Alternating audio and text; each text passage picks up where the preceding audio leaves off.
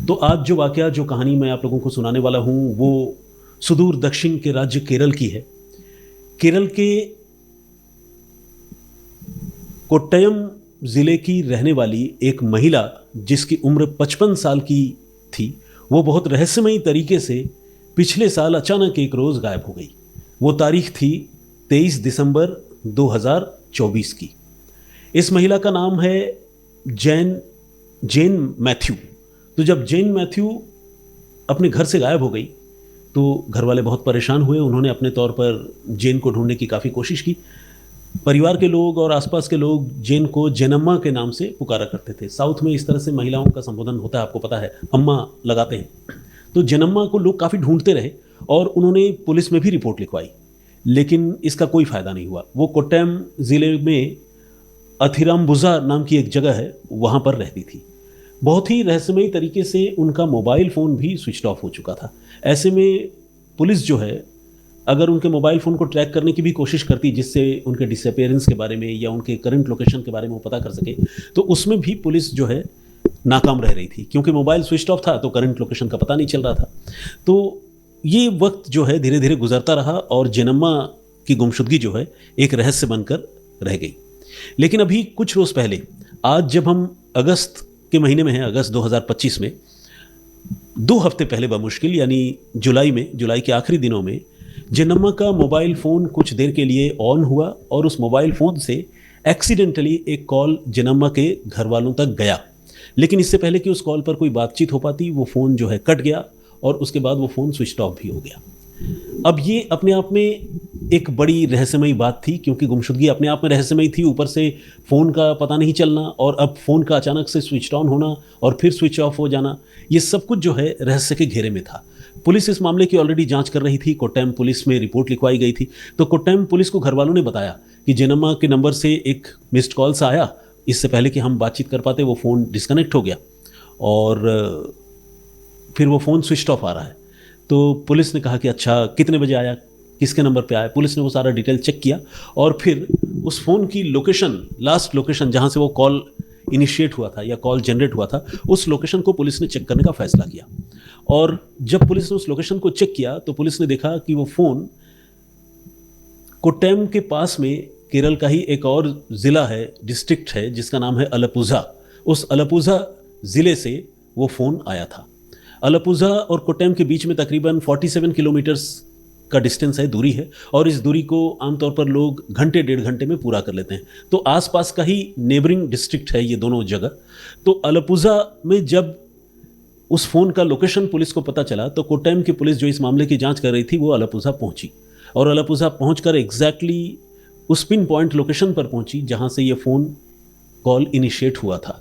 यहाँ पर पुलिस को एक आदमी मिला, जिस आदमी की उम्र 68 ईयर्स है, यानी 68 साल, और उसका नाम है सेबेस्टियन सीएम। सेबेस्टियन सीएम एक काफ़ी अमीर और रईस परिवार से ताल्लुक़ रखता है, लेकिन अलापुझा में जहाँ पर उसका घर है उस जगह पर वो अकेला रहता है। आसपास लोग हैं, बस्ती पूरी है, लेकिन अपने परिवार में वो अकेला रहता है। परिवार के बाकी लोग अलग अलग जगहों पर हैं और सेबेस्टियन अपने घर में अकेला रहता है। लेकिन जैसा कि मैंने आपको बताया कि काफ़ी पैसे वाला, प्रभावशाली आदमी वो है और प्रॉपर्टी डीलिंग का काम करता है। तो पुलिस ने सेबेस्टियन से जेनम्मा की गुमशुदगी को लेकर और फ़ोन कॉल के इनिशिएट होने को लेकर पुलिस ने सेबेस्टियन से बातचीत की। सेबेस्टियन ने अनभिज्ञता जताई। उसने कहा कि मुझे तो नहीं पता और जेनम्मा कौन है और लास्ट लोकेशन का भी नहीं पता, आप कैसे बोल रहे हैं, क्या है। लेकिन पुलिस को उस पर शक हो गया उसकी बॉडी लैंग्वेज देखकर। और शक होने की एक और भी वजह ये थी कि इंसान तो झूठ बोल सकता है, लेकिन टेक्नोलॉजी या साइंस जो है वो झूठ नहीं बोलता। तो इसलिए जब ये पता चल रहा था कि फ़ोन जो है इसी लोकेशन से इनिशिएट हुआ, कॉल इसी घर से इनिशिएट हुआ, तो इसके बाद पुलिस को सेबेस्टियन से पूछताछ करने के लिए और ज़्यादा इंतज़ार नहीं करना पड़ा। पुलिस ने थोड़ी सी सख्ती की और सख्ती करने के बाद पुलिस ने उसके घर की तलाशी ली।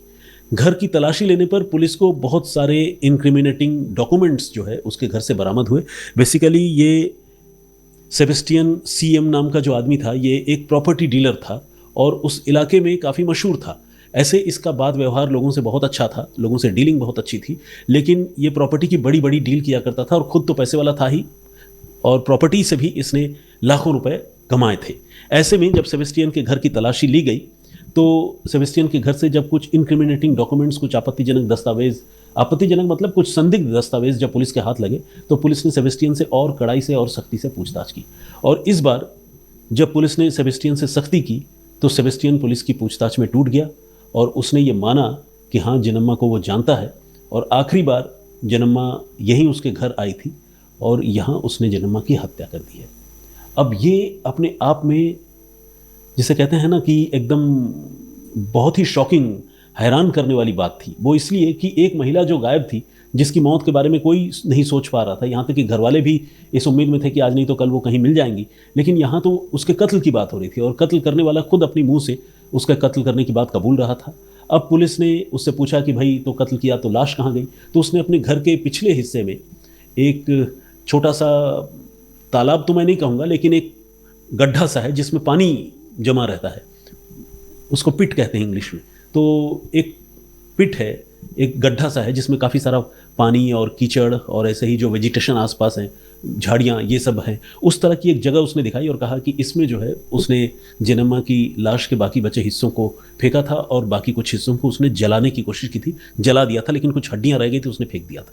तो जब ये बात पुलिस को पता चली तो पुलिस को लगा कि उन चीज़ों को रिकवर करना ज़रूरी है। अब पुलिस ने अर्थ मूवर, जेसीबी मशीन वगैरह मंगवाई और उसके बाद उस पिट से कचरा और पानी निकालने की शुरुआत हुई और वहाँ हड्डियाँ जो है पुलिस बीनने लगी, पुलिस चुनने लगी। इस कोशिश में पुलिस को कामयाबी मिली और वाकई उस गड्ढे से कई हड्डियाँ, मानव हड्डियाँ बाहर आई, निकली। पुलिस ने इन मानव हड्डियों को रिकवर किया और रिकवर करने के साथ ही पुलिस ने जिनम्मा के घर वालों से बातचीत की और फिर इसके बाद पुलिस ने ये तय किया कि वो डीएनए एग्जामिनेशन करेगी ताकि ये पता चल सके कि ये हड्डियाँ वाकई जिनम्मा की हैं या फिर नहीं हैं। तो अब जब ये बात पता चल गई कि सेबेस्टियन ने जिनम्मा की जान ली है तो जिनम्मा के घर वाले और थोड़ा एक्टिव हुए और उन्होंने ये पता किया, उन्होंने पुलिस को ये बताया कि बेसिकली जिनम्मा जो है पिछले कुछ समय से सेबेस्टियन से बात कर रही थी और एक प्रॉपर्टी डीलिंग के सिलसिले में ही उसकी सेबेस्टियन से बात हो रही थी, लेकिन उन्होंने नहीं सोचा था कि सेबेस्टियन इस गुमशुदगी के पीछे है। और आखिरी बार जब वो अपने घर से निकली थी तो फिर वो कुछ गोल्ड ज्वेलरी और इस तरह की दूसरी चीज़ें जो है वो लेकर गई थी, वो सारी चीज़ें अब गायब है। पुलिस ने उन चीज़ों की तलाश शुरू की और उनमें से कुछ चीज़ें जो जिनम्मा की थी वो सेबेस्टियन से घर से बरामद कर ली, सेबेस्टियन के घर से बरामद कर ली। लेकिन ये अभी सिर्फ एक शुरुआत थी, एक भयानक मर्डर मिस्ट्री की ये शुरुआत थी। और मैं शुरुआत इसलिए कह रहा हूँ क्योंकि इसके बाद अभी बहुत सारे और खुलासे होने थे। इसके बाद पुलिस ने जब सेबेस्टियन से पूछताछ शुरू की तो एक एक करके और भी कई महिलाओं की गुमशुदगी के राज जो है वो सेबेस्टियन और उसके सुनसान खाली मकान से जुड़ने लगे। इन महिलाओं में एक महिला है जिनका नाम है बिंदु पद्मनाभन, ये 2006 में रहस्यमयी तरीके से गायब हो गई थी। एक महिला है आयशा, ये 2012 में गायब हुई थी। और एक है सिंधु जो 2020 में गायब हो गई थी। और ये सारी की सारी महिलाएं अल्पुझा की रहने वाली है, उसी अल्पुझा की जिस अल्पुझा का खुद ये सेबेस्टियन रहने वाला है। असल में ये महिलाएं अलग अलग वक्त पर गायब होती रहीं और पुलिस जो है रिपोर्ट भी लिखती रही, घर वाले शिकायत भी दर्ज कराते रहे, लेकिन इन महिलाओं की गुमशुदगी जो है कभी भी सेबेस्टियन के साथ पहले कनेक्ट नहीं हो पाई। हालांकि एक मामले में गुमशुदगी तो नहीं, लेकिन फोर्जरी के मामले में सेबेस्टियन पहले अरेस्ट हुआ था। हुआ ये कि साल 2006 में जब बिंदु गायब हुई, बिंदु पद्मनाभन, तो बिंदु जो है अल्पुझा, जैसा कि मैंने आपको बताया, वो रहती थी, लेकिन वो अकेली रहती थी, बिंदु भी। और बिंदु के एक भाई हैं जो इटली में रहते हैं, यूरोप में। तो उनको जब पता चला कि उनकी बहन गायब हो गई हैं तो उन्होंने इटली से रहते हुए ही यहाँ पुलिस से कांटेक्ट किया, बातचीत की और एफआईआर दर्ज कराने की कोशिश की, लेकिन उन्हें बहुत ज़्यादा कामयाबी नहीं मिली। और आखिरकार 2017 में जाकर, ध्यान दीजिएगा 2006 में महिला गायब हुई थी, 2017 में जाकर उन्होंने इस सिलसिले में एक रिपोर्ट भी लिखवाई और ये भी बताया कि जिनम्मा, माफ़ कीजिएगा, ये बिंदु जो है, बिंदु की गुमशुदगी तो अपनी जगह है ही, बिंदु की जो प्रॉपर्टी है उस पर कई लोगों ने गलत तरीके से कब्जा कर लिया है और उसमें सेबेस्टियन और कुछ और लोग शामिल हैं। तो इस मामले को पुलिस ने बिंदु की गुमशुदगी कम और प्रॉपर्टी फोर्जरी के केस के तौर पर ज़्यादा देखते हुए इन्वेस्टिगेट करना शुरू किया। और जब पुलिस ने इस मामले को इन्वेस्टिगेट करना शुरू किया तब पुलिस पहुंची थी सेबेस्टियन के घर, और सेबेस्टियन के घर से कुछ फेक डॉक्यूमेंट्स, पेपर्स, वो बिंदु की प्रॉपर्टी से रिलेटेड पुलिस ने तब रिकवर किए थे, बरामद किए थे। बिंदु और सेबेस्टियन के बीच में एक और आदमी था जिसका नाम है मनोज, जो एक ऑटो ड्राइवर था। और वो ऑटो ड्राइवर भी इस प्रॉपर्टी डीलिंग में अपना कट लिया करता था या एक मिडिल मैन के तौर पर काम किया करता था, जो कॉमनली बिंदु को भी जानता था और सेबेस्टियन को भी जानता था। उसे जब पुलिस ने पूछताछ के लिए फोर्जरी के मामले में बुलाया तो उसने एक रोज खुद को खत्म कर लिया। ये बात मैं आपको बता रहा हूँ 2017-18 की। लेकिन इस मामले की जांच हुई, सेबेस्टियन को फोर्जरी के मामले में अरेस्ट किया गया, वो कुछ समय तक जेल भी रहा, लेकिन बिंदु की गुमशुदगी का राज जो है वो नहीं खुल सका, वो पता नहीं चल सका। अब जब ये महिला गायब हुई, जेन मैथ्यू, और जेन मैथ्यू की गायब होने के बाद उसके कत्ल की पुष्टि हो गई और ये पता चला कि कत्ल जो है किसी और ने नहीं बल्कि सेबेस्टियन ने ही किया है, तो पुलिस को एक बार फिर से लगने लगा कि कहीं ऐसा तो नहीं कि बिंदु पद्मनाभन, आयशा, सिंधु, इन सारे लोगों की गुमशुदगी में और कोई कत्ल वाली बात हो और कत्ल सेबेस्टियन नहीं किया हो। अब पुलिस ने इस बात को ध्यान में रखते हुए महिलाओं की गुमशुदगी के मामले की नए सिरे से जांच शुरू की और बहुत शॉकिंगली पुलिस को यह पता चला कि आखिरी वक्त पर ये सारी की सारी महिलाएं, चाहे वो बिंदु हो, आयशा हो या सिंधु हो, ये सारे के सारे महिलाएं जो हैं वो सेबेस्टियन के टच में थे और मोबाइल फ़ोन पर उनकी आपस में बातचीत हो रही थी। कई महिलाओं की लास्ट लोकेशन आइडेंटिकल तरीके से सेबेस्टियन के घर के पास या घर के प्रेमाइसिस में ही पाई भी गई। तो ये सारी चीज़ें अब इशारा कर रही थी कि इन महिलाओं की गुमशुदगी में भी सेबेस्टियन का हाथ है।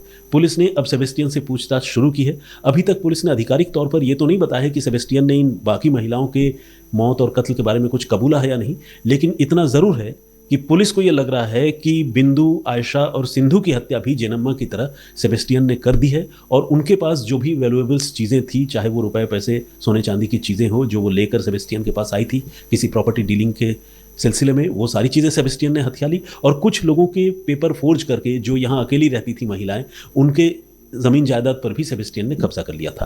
तो अब एक ऐसा मामला जो एक महिला की गुमशुदगी से शुरू हुआ था, वो महिला के कत्ल में जाकर ख़त्म हुआ और जब जांच आगे बढ़ी तो पता चला कि ये एक महिला के कत्ल का मामला नहीं है, बल्कि अब तक की जो जानकारी है उसके मुताबिक 4 महिलाओं की गुमशुदगी और कत्ल का है। तो सेबेस्टियन सीएम अभी एक सस्पेक्टेड सीरियल किलर है।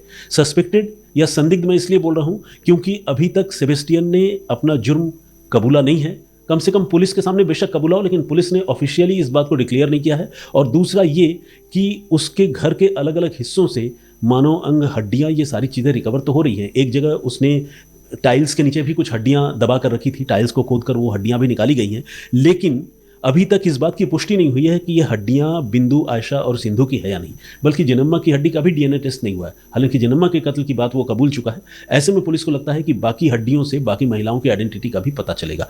तो ये एक बहुत ही शॉकिंग और पूरे केरल को दहला देने वाला एक ऐसे सीरियल किलर की कहानी है जिसकी उम्र आज की तारीख में 68 साल की है और ये 2 दशकों से, यानी लास्ट 2 डिकेड्स, रहस्यमयी तरीके से जो महिलाएं गायब हो रही थी, 2006 से यह सिलसिला शुरू हुआ था और अभी 2025 में हम हैं। तो आप समझिए कि 2 दशकों से रह रहकर ये आदमी अलग अलग वक्त पर अलग अलग महिलाओं को अकेला पाकर उनकी प्रॉपर्टी, ज्वेलरी और रुपए पैसे हथियाने के लिए उनको गुमराह करके अपने घर बुलाता रहा और उनकी हत्या करता रहा।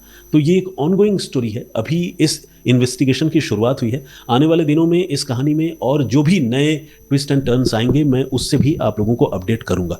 तो फिलहाल आप ये समझिए कि 68 साल का एक बुजुर्ग सीरियल किलर जो रह रहकर पिछले 2 दशकों में 4 महिलाओं के कत्ल का संदिग्ध आरोपी है, ये कहानी उसकी है और उसके घर के कोने कोने से महिलाओं की, इंसानों की हड्डियां, जिस्म के टुकड़े, ये सारी चीज़ें बरामद हो रही हैं। तो ये थी पूरी कहानी। इस पूरे घटनाक्रम पर आप क्या सोचते हैं, हमें कमेंट करके ज़रूर बताइएगा।